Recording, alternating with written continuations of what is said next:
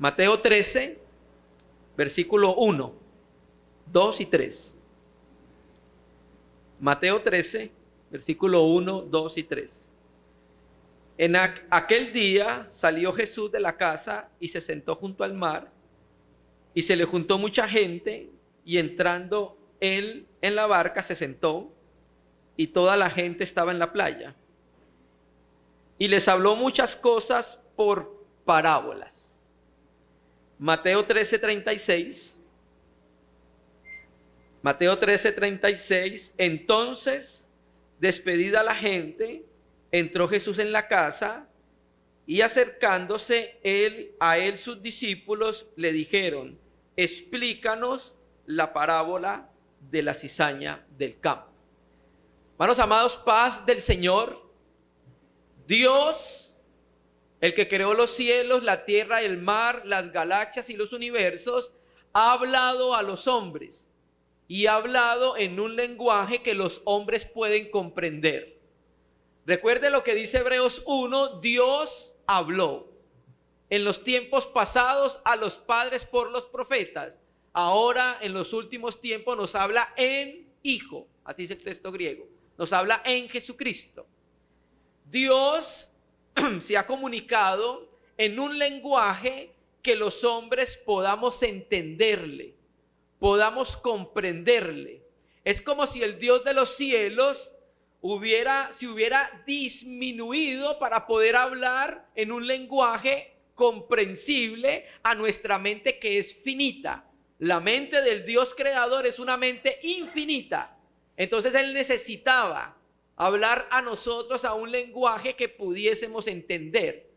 Para que lo podamos entender es como si un adulto tuviera que hablar con un niño de 2 años. Entonces tendría que escoger las palabras muy adecuadas y sencillas para que el niño pudiese entender. Dios nos ha hablado. Y nos habló a través de diferentes formas de lenguaje.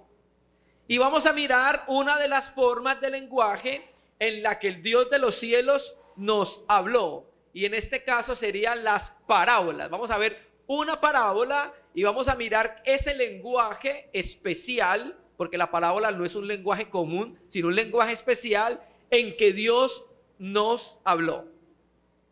Vemos nosotros estos dos pasajes. Mateo 13, versículo 1. Nuestro Señor, ese día, el texto dice que aquel día salió Jesús de la casa y se sentó junto al mar. Cuando nosotros miramos el contexto, en el capítulo 12 sucedió algo importante en el ministerio de Jesucristo, y es que hubo un rechazo completo por parte de los líderes judíos. Y ese rechazo se ve cuando lo acusan a él de estar poseído por Belcebú, ¿se acuerda? Donde lo acusaron y le dijeron: usted echa demonios, pero los echa es por el príncipe de los demonios, por Belcebú, que es el señor de las moscas. Así aparece en el texto hebreo, ¿cierto? Entonces ahí, cuando sucede eso, es cuando el texto dice: aquel día salió Jesús de la casa y se sentó junto al mar. Entonces, después de todo lo que pasó, el Señor Jesús toma una decisión, y es que a partir de ahí empieza a hablarle al pueblo de Israel por parábolas. Ya lo había hecho anteriormente, una que otra parábola, pero a partir de ahí la enseñanza del Hijo de Dios al pueblo de Israel cambia por causa del rechazo del liderazgo judío hacia nuestro Señor Jesucristo. A partir de ese momento, porque las hostilidades contra Cristo estaban en su apogeo, es como si el liderazgo judío rechazara las palabras del Hijo de Dios. Entonces el Señor cambia la manera de enseñar al pueblo de Israel, ¿cierto? Y empezó a hablarle con parábolas. Y el capítulo 13, usted se va a dar cuenta que aparecen 7 parábolas. Bueno, algunos han dicho que hay una octava cuando termina al final del escriba docto en el reino de los cielos. 7, 8 parábolas. Y a partir de ese momento el Señor empezó a utilizar la parábola como forma casi común de enseñanza. ¿Por qué lo digo? Porque anteriormente había utilizado una que otra parábola, pero de ahí en adelante el Señor empezó a emplear las parábolas como su forma principal de enseñanza, ¿cierto? Entonces, salió de aquella casa aquel día, es como si se hubiera apartado de la nación de Israel, ya no les iba a hablar claro, ya iba a hablar por un lenguaje que no iba a ser bien comprendido, que necesitaba ser explicado. Por eso leímos el versículo 36, él daba la parábola y los discípulos decían, explícanosla, ¿qué quiere decir? ¿Sí? Entonces, en el versículo 36, ya vemos nosotros que a los discípulos particularmente y personalmente les daba la llave para abrir las parábolas y para que las pudieran entender. Ahí usted lo puede ver en el versículo 36. Entonces, despedida la gente, entró él en su casa, entró en la casa y acercándose a él, sus discípulos les dijeron, explícanos la parábola de la cizaña del campo. Bien, entonces a partir de ahí, solo a los discípulos en privado les explicaba la parábola. Y la parábola él la daba con dos propósitos. Uno, el que quería obedecer se abría su corazón y los oídos y entendía la parábola. El que la rechazaba, la parábola se cerraba para él. Esto lo puede leer usted leyendo todo el capítulo 3. Entonces, ahí empezó casi la forma natural de enseñanza de Cristo por parábolas. ¿Qué es una parábola? Los que han estudiado hermenéutica saben que está la hermenéutica general y la hermenéutica especial. La especial es cuando hay tipos de lenguaje figurados, un lenguaje especial, y la parábola es un lenguaje especial. La palabra parábola viene de dos palabras griegas, la preposición para, que significa al lado de, y el verbo baló, que significa arrojar. Entonces la palabra da la idea de colocar, poner y arrojar algo al lado de otra cosa con la intención de comparar. Ese es el término exegético de la término parábola. La parábola entonces es una historia que toma de la creación de la naturaleza, es una historia que los oyentes saben de qué se trata y la utiliza con la intención de mostrar una verdad espiritual, comparándola. Eso es lo que es una parábola. Archibald Hunter, en su libro Interpretando las Parábolas, dice que una parábola es una comparación extraída de la naturaleza o la vida cotidiana y diseñada para iluminar alguna verdad espiritual, asumiendo así que lo válido en una esfera es válido en la otra. Eso es lo que es una parábola. Es un lenguaje que se usa para comparar, mostrar una realidad espiritual con una realidad física. Y mire que las parábolas es muy importante, fue muy importante en el ministerio del Señor Jesucristo. Empezando por Mateo 13 tenemos 7 parábolas, algunos dicen que 8. Hay 40 parábolas en los evangelios sinópticos. El 35% de las enseñanzas del Señor Jesús son parábolas. Entonces la parábola es un lenguaje que Dios utilizó para comunicarnos verdades espirituales, para hablar con nosotros. Ya hablamos del propósito. 1, revelar a los discípulos que querían obedecer la parábola, y 2, esconder verdades de los incrédulos, de los que no querían obedecer al Señor. Y cuando estudiamos siempre las parábolas hay un mensaje principal en todas ellas, y es el reino de los cielos y el reino de Dios. Ese es el mensaje principal de todas las parábolas. Y las parábolas tienen una manera particular de interpretar. No puede interpretar de la misma manera una epístola de Pablo que una parábola. Bien.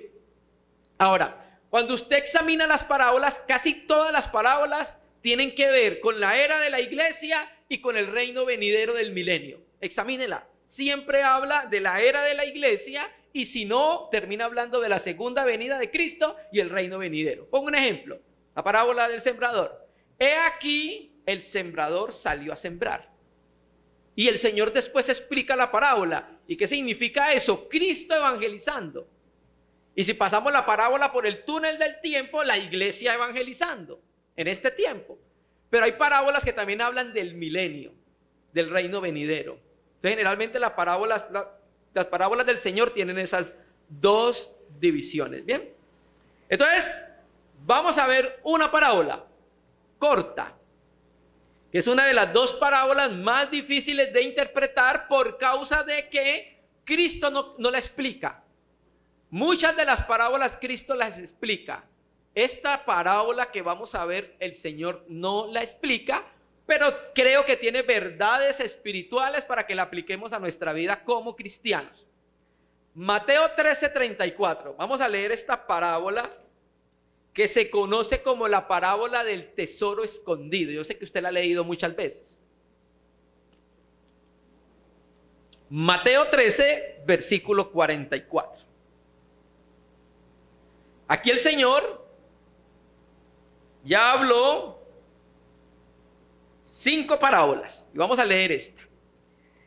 Además, el reino de los cielos es semejante a un tesoro escondido en un campo, el cual un hombre halla y lo esconde de nuevo, y gozoso por ello va y vende todo lo que tiene y compra aquel campo. La palabra además en el texto griego más antiguo no aparece, solamente dice el reino de los cielos es semejante. Bien, ¿cuál es el contexto de esta parábola? Bueno, es cuando el Señor en Mateo 13 decide enseñar el misterio del reino de los cielos a través de parábola. Ese hace parte de ese contexto, es cuando ahí empieza esta parábola. Ahora, recuerda que la parábola se utilizaba como una forma de lenguaje para que los oyentes supieran de qué se estaba hablando y poder aplicar una verdad espiritual. Entonces quiere decir que cuando Cristo da la parábola, los oyentes sabían de qué se estaba hablando.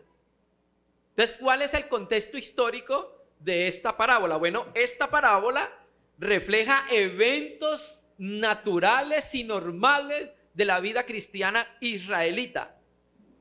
Recuerde que allá en Medio Oriente, sobre todo en Israel, siempre estuvo rodeado de guerras.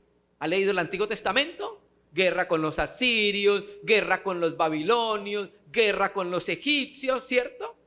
Esas eran las grandes potencias de la antigüedad y siempre Israel estuvo ahí en medio de la guerra. Siempre fue saqueado, fue llevado cautivo, ¿cierto?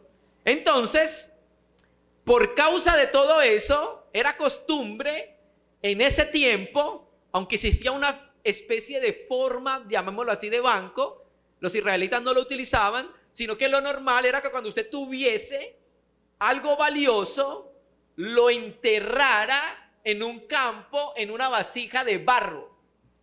Eso usted lo puede entender por los descubrimientos arqueológicos que se hacen. Aparecen monedas de plata, piedras preciosas enterradas en vasijas de barro. Entonces, por causa de todo lo que sucedió en ese entorno, la gente confiaba más sus grandes posesiones, sus riquezas, lo que era valioso para la persona, esconderlo. Claro, porque si venían a saquear, si venían a robar, pues ellos sabían en dónde estaba escondido ese tesoro. Bien, entonces hay una parábola, la parábola de los talentos, ¿se acuerda? ¿Se acuerda el que tenía un talento que hizo con la parábola? La escondió en la tierra, porque eso era lo normal en su contexto histórico. Bien, entonces claro, Cristo da la parábola y el pueblo sabía a qué se estaba refiriendo. Ese es el contexto de la parábola. Bien, entonces empieza diciendo: el reino de los cielos es semejante a. Mire su Biblia, ¿cierto? Entonces lo que va a hacer Cristo ahora es que nos va a enseñar a qué es semejante el reino de los cielos. Lo va a comparar con algo. Y eso que iba a comparar el reino de los cielos, los que estaban escuchando sabía a qué se estaba refiriendo. Entonces, el reino de los cielos es semejante a un tesoro escondido en un campo, ¿cierto?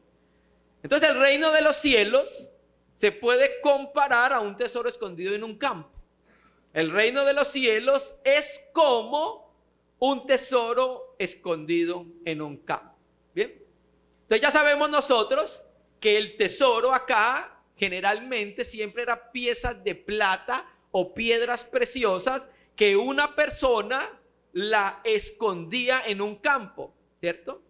Y pues según el contexto histórico, lo más probable es que esa vasija en la cual fue escondido era una vasija de barro. Entonces el Señor tiene en mente ese recipiente de arcilla donde está el tesoro metido. Lo más probable es que con plata y piedras preciosas metidas ahí en el campo. Y dice que el cual el tesoro escondido un hombre halla. Entonces, ¿cuál es el contexto? Tenemos un jornalero que está trabajando en un campo. El campo no es de él. ¿Por qué cree que después lo va a comprar?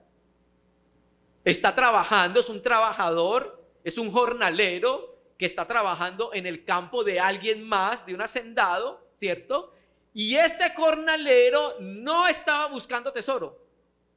El de la perla del gran precio, sí, este hombre estaba buscando piedras preciosas. Este no estaba buscando tesoros. ¿Este qué estaba haciendo? Estaba trabajando la tierra, y trabajando la tierra en el campo del dueño de la tierra, encontró. Este jornalero venía a trabajar, no venía a buscar tesoros, no estaba buscando tesoros, pero ¿qué dice el texto? Lo halló. ¿Bien? Ya dijimos la parábola que sigue, que es la perla del gran precio. Ahí sí se está buscando una piedra preciosa. ¿Bien? Entonces, claro, este hombre está trabajando y se encontró con algo muy valioso. Le dio por allá con la pica, con la pala, y sonó. Y le quitó cuando plata, piedras preciosas, de pronto hasta oro. ¿Bien? Y el texto dice que cuando lo encuentra, mire que dice su Biblia, lo esconde de nuevo. ¿Por qué? Porque tiene que ver con el contexto histórico. Predicadores, ¿cuál era el contexto histórico? En ese tiempo existía una ley rabínica judía, no era una ley de la Biblia. Porque recuerde que los fariseos eran los que, digamos, llevaban la delantera en medio del pueblo de Israel como los maestros de la ley. Y entonces había una ley rabínica que decía que cuando había un trabajador, un jornalero trabajando en un campo, y si se encontraba algo, algún tesoro, era para él. Pero ¿qué pasaba? Si lo desenterraba, pasaba a ser propiedad del dueño del terreno. Por eso él no lo desenterró. Lo vio, lo quitó, vio que era un tesoro y volvió y lo escondió. Lo tapó otra vez con la tierra. ¿Bien? Y entonces si el jornalero hubiera sacado ese tesoro era para el dueño del lote, del terreno. Eso decía la ley rabínica en ese tiempo, ¿cierto? Entonces, claro, el jornalero al ver el valor no lo desentierra porque quiere hacerse con ese tesoro, entonces lo tapa y entonces sigue diciendo el texto, y gozoso por ello, va y vende todo lo que tiene y compra aquel campo. Para poder entender la parábola, primero debemos entenderla en su contexto histórico. ¿Bien? Entonces, cuando el jornalero ve el valor de lo que descubrió, ve lo que dice el texto: vende todo lo que tiene. ¿Para qué? Para hacerse con el campo. Porque sabía que podía comprar el campo, no podía comprar el tesoro, pero sí podía comprar el campo.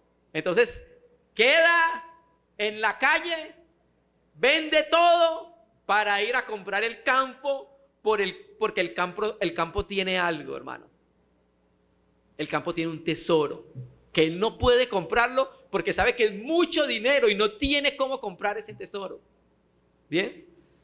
Entonces este jornalero se queda sin nada por tener el tesoro que estaba en el campo escondido. ¿Bien? Primero toca explicar la parábola en su contexto histórico. Esta es la parábola del tesoro escondido. ¿Bien? Ahora, entonces, vamos a explicar la parábola. La parábola tiene 3 elementos. Mírelo ahí. Tesoro escondido, campo y un hombre. Estos son los elementos que tiene la parábola. ¿Bien? ¿Qué es el tesoro escondido?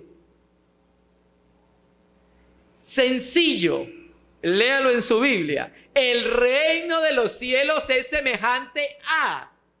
Sencillo. Entonces el tesoro escondido es ¿qué? El reino de los cielos. O sea, no es que el tesoro escondido sea el reino de los cielos. Esa es la comparación. No se ponga a inventar y a buscar otra cosa para donde no hay. Que no estamos en los tiempos de la escuela de Alejandría. El reino de los cielos es semejante a un tesoro escondido. Entonces el tesoro escondido, el reino de los cielos, es el tesoro escondido. Esa es la figura. Bien. El campo, si usted mira la parábola del trigo y la cizaña y la parábola de la semilla de mostaza, ahí más atrás, usted ve que se utiliza también el campo. Y Cristo dice que el campo hace referencia al mundo. Ese es el contexto más inmediato que tenemos para decir que es el campo. El campo es el mundo. Y el hombre hace referencia a los hombres que están en el mundo. ¿Por qué lo digo así? Porque hay algunos comentaristas muy serios que dicen que el hombre hace referencia a Cristo. Pero hay algo ahí que no me da. ¿Bien? Entonces, ya nos dimos cuenta que el reino de los cielos es comparado con un tesoro escondido. Entonces, el tesoro escondido hace referencia a todo lo que tiene que ver con el reino de Dios, con el reino de los cielos, con su palabra, con su iglesia, con su economía, con sus mandamientos, con sus leyes, con la revelación, con Jesucristo, con Dios, con el Espíritu Santo, con el reino venidero, todo el reino de los cielos. Entonces el tesoro escondido hace referencia al reino de los cielos. El tesoro escondido es un reino, con todo lo que él implica, reino de los cielos. Quisiéramos que pudiésemos hablar más de esto, pero quiero que sepan que el tesoro es un reino. Y resulta que ese tesoro fue escondido. ¿Sí lo ven? Alguien escondió ese tesoro. Y hay alguien que es especialista en esconder. Dios. Vamos a leer un versículo. Dios es un Dios que esconde. Lucas, capítulo 10, versículo 21. ¿Quién escondió el árbol de la vida a Adán y a Eva? Dios. Lucas 10, versículo 21. Lo leo de acá porque en Mateo, cuando uno mira más atrás, no trae el contexto porque Cristo hace esta exclamación, en cambio en Lucas sí.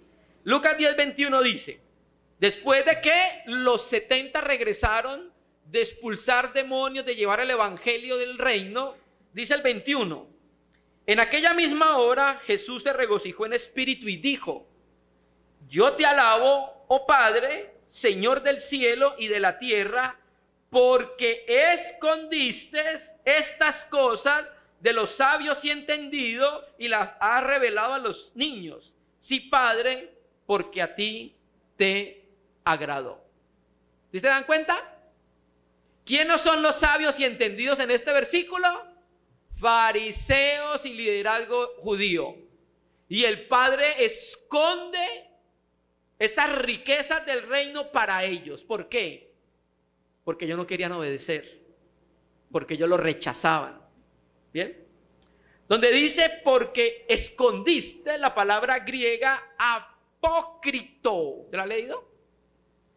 Apócrito significa muy oculto. Viene la palabra griega cripto, cripto que es escondido, y viene con la preposición apócripo, muy oculto, esconder cuidadosamente. ¿Sí? Entonces, ¿qué fue lo que el Padre escondió cuidadosamente de los sabios y de los entendidos? Bueno, el texto solo dice estas cosas. Entonces tenemos que ir al contexto para saber cuáles cosas fue las que escondió el Padre de los sabios y los entendidos. Venían los 70 de hacer milagros, de hacer sanaciones, de expulsar demonios, y de compartir el evangelio del reino de los cielos. El misterio del reino de los cielos había sido oculto para los sabios y los entendidos. Las manifestaciones de que Jesús era el Mesías había sido escondida para ellos, porque ellos habían rechazado deliberadamente al Señor. Por eso Dios la escondió. ¿Y a quién se lo reveló? A los niños, dice el texto ahí. ¿Quiénes son los niños? Los que se acercan a Dios con esa actitud de querer conocerlo, de querer saber, de que cuando Él habla es verdad.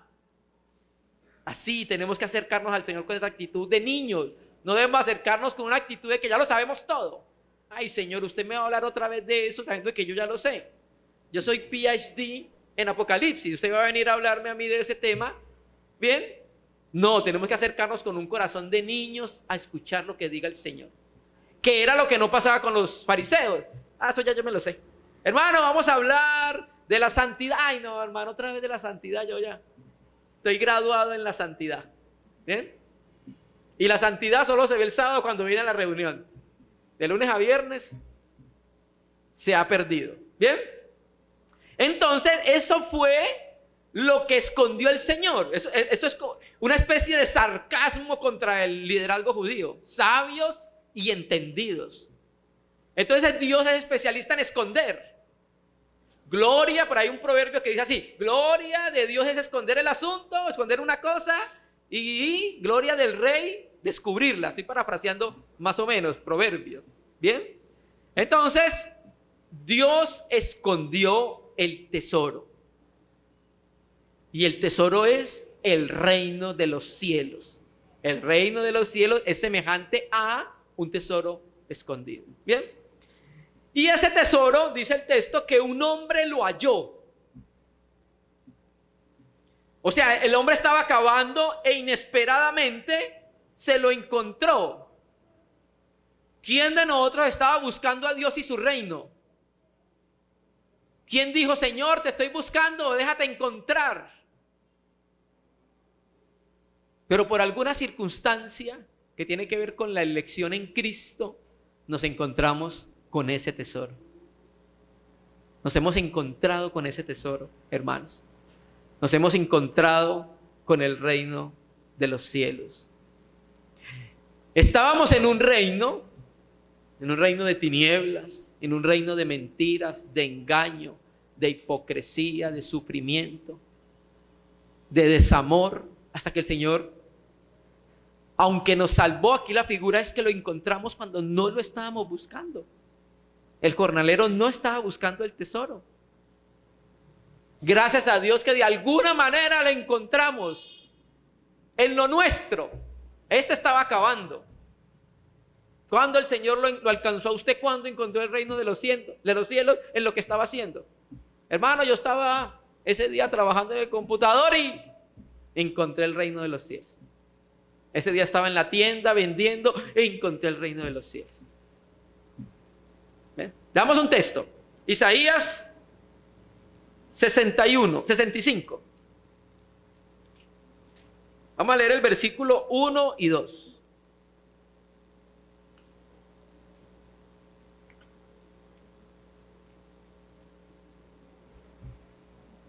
Isaías 65, versículo 1 y 2 dice: fui buscado por los que no preguntaban por mí. Fui hallado por los que no me buscaban. Dije a gente que no invocaba mi nombre: heme aquí, heme aquí. 2. Extendí mis manos todo el día a un pueblo rebelde, el cual anda por camino no bueno, en pos de sus pensamientos. Entonces, sin lugar a dudas, el versículo 1 se refiere a ¿quién? A los gentiles. Fue hallado por los que no lo buscábamos. Nosotros no buscábamos al Señor. Nosotros ya teníamos nuestros dioses. Nosotros mismos éramos nuestro Dios. Y también teníamos otros dioses de hierro, de madera, de yeso. Nosotros no estábamos buscando al Señor. Pero dice el texto: fui buscado por los que no preguntaban por mí, los gentiles. Fui hallado por los que no me buscaban. O sea, no lo buscamos y lo hallamos. Y eso pasa con el jornalero que estaba en el campo. Se halló con algo que no estaba buscando. El versículo 2, extendí mis manos todo el día al pueblo rebelde. Este sí es Israel. Siempre Dios se acercó a él y Israel no quiso. ¿Bien? Entonces, hermano, hallamos lo más precioso que pudimos haber hallado. El reino de los cielos con todo lo que lleva. Hemos hallado a Jesucristo, el mayor amor de nuestra vida. ¿No le parece que hemos hallado lo mejor? Amén. Y entonces, claro, cuando Él se da cuenta de lo que halló y cuando nosotros nos damos cuenta de lo que hallamos, dice el texto, y gozoso por ello va y vende todo lo que tiene y compra aquel campo. Hay un gozo indescriptible cuando sabemos lo que hallamos. No lo sabíamos. Hallamos la salvación, hallamos a Jesucristo, hallamos su reino, ahora nos hallamos en la iglesia. ¡Ah! ¡Qué maravilla! Nunca lo pensamos. Entonces hay un gozo por haber descubierto este tesoro. Y ese tesoro naturalmente tiene que ver con el reino de Dios, con todas sus implicaciones, ¿cierto? Ahora que hallamos ese reino, queremos estar en ese reino. Queremos estar lo más cerca posible del Señor. Queremos ser lo más útiles al Señor en ese reino. Ahora queremos cooperar con los intereses de Cristo en ese reino. Queremos vivir ese reino en nuestra vida, en nuestra alma, en nuestro corazón. Hay mucha alegría por encontrar ese reino. Y mire que aquí habla del gozo, y el gozo es una del ramillete de la fructificación del Espíritu. Amor, gozo. Hay un gozo inefable en nosotros que no lo podemos explicar. Que a pesar de las diferentes situaciones contrarias que nosotros vivimos, a pesar de eso, todavía hay gozo. Y cantamos ese himno antiguo, gozo, gozo, ¿recuerda? Entonces este hombre gozoso hace algo porque se da cuenta lo que halló. ¿Qué halló? El reino de Dios con todo. Y entonces dice, vende todo lo que tiene y compra aquel campo, ¿cierto? Adquirirlo le va a costar todo a este jornalero. Adquirir ese campo. Naturalmente sabe que compra el campo porque ahí está el tesoro. El tesoro no se puede comprar, ¿cierto? Entonces, claro, cuando descubre que es un gran tesoro, el valor que tiene ese tesoro, el valor que tiene el reino, entonces esta persona toma los pasos necesarios para hacerse con ese tesoro. Y entonces tiene que sacrificar lo que tiene. ¿Bien? Aquí dice que compra. ¿Sabe qué es comprar? Pagar un precio. Esto es lo que es comprar. Pagar un precio por algo. Y este precio es grande, porque el precio le cuesta todo al jornalero. Vende todo lo que tiene. Es un alto precio que tiene que pagar. Tuvo que vender todo para comprar el campo. Ya sabe que el tesoro no se puede comprar, se puede comprar es el campo, porque en el campo está el tesoro. Y lo hace para hacerse con el tesoro. Entonces, hermano, ese tesoro es tal que merece el desprendimiento de todo por parte del jornalero. Fue tan valioso para él que se desprendió de todo lo demás, renunció a todo lo demás, se quedó sin nada por comprar ese campo, porque quería ese tesoro que había ahí. Vamos a leer un versículo. Esta fue la experiencia de Pablo. Filipenses, capítulo 3, versículos 7 y 8. Déjenme, yo voy a leer de la Biblia textual este versículo. Filipenses 3, versículos 7 y 8.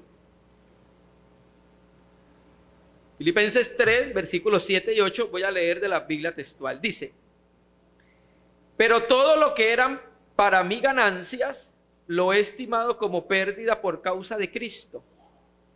Y ciertamente aún estimo todas las cosas como pérdida por la superioridad del conocimiento de Cristo Jesús, mi Señor, por el cual perdí todas las cosas y las tengo por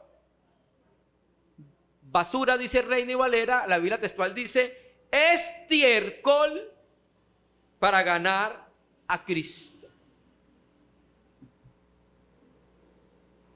Entonces, si usted mira los versículos anteriores, Pablo viene hablando que, porque algunos estaban gloriando en la carne, y entonces Pablo le dice, ustedes están gloriando en la carne por ser judíos, yo tengo más de qué gloriarme. Linaje judío, fariseo, de la tribu de Benjamín, etcétera, etcétera, ¿cierto? Entonces el linaje, la nacionalidad, la cultura, el prestigio, la educación, la religión, los logros personales, todo para Pablo fue como pérdida por querer ganar más de Jesucristo el Señor. Todo lo consideró como pérdida con tal de conocer 1 centímetro más, una medida más al Hijo de Dios.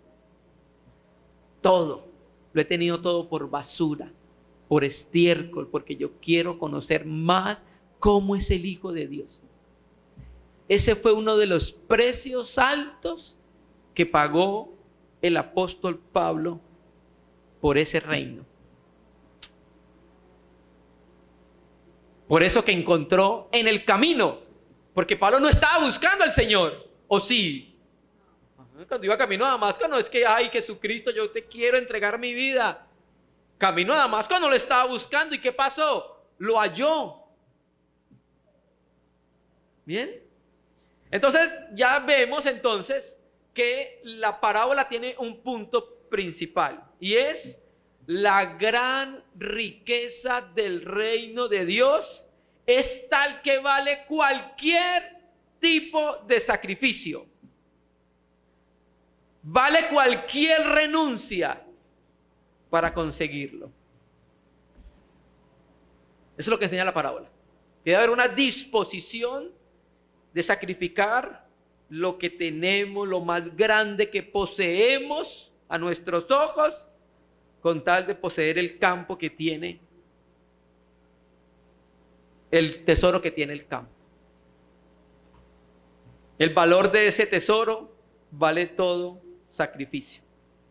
Y esa es una de las verdades centrales de esta parábola, la parábola del reino de los cielos. ¿Bien? Naturalmente sabemos que lo que hallamos en Cristo lo hallamos por gracia, porque todos somos salvos por gracia, y eso quiere decir que haberlo hallado a Él fue por gracia, por mera liberalidad del Señor. Pero también cuando hallamos ese reino, hallamos a Jesucristo. Ese reino, hermanos amados, requiere una entrega total. ¿Recuerda lo que le dijo el Señor a los discípulos? Si alguno quiere venir en pos de mí, niéguese a sí mismo, tome su cruz y sígame. Hay unas características para seguir al Señor, y lastimosamente son características que no le gusta a nuestro hombre natural. Es dejar todo por causa del reino de los cielos. Naturalmente tenemos que aplicar adecuadamente ese dejar todo por causa del reino de los cielos. Hermano, es que ya usted como dijo que hay que dejarlo todo, entonces mañana yo no voy a trabajar porque voy al reino de los cielos. Hay que entender ese dejar todo. ¿Qué ocupa el primer lugar en nuestro corazón? ¿Por qué no nos podemos entregar plenamente a su reino? Porque no lo hemos dejado todo, no lo hemos entregado todo. Hay algo que todavía nos impide entregarnos plenamente al Señor. Entonces ese es el punto principal de la parábola. Actualización del texto. ¿Qué tan valioso es para nosotros ese tesoro escondido? ¿Cuánto valor tiene para nosotros? ¿Qué merece y qué vale la pena que hagamos por él? ¿Hay gozo en nuestro corazón por ser parte de ese reino? ¿Aún? ¿O ya lo perdimos? Porque el mercader gozoso vendió todo. ¿Qué podemos como creyentes entregar para permanecer en ese reino, en ese tesoro escondido? ¿Qué estamos dispuestos a perder acá en la tierra por hacernos a ese reino más profundamente? El reino de los cielos es semejante a un tesoro escondido. ¿Cuánto vale para nosotros ese tesoro, hermano?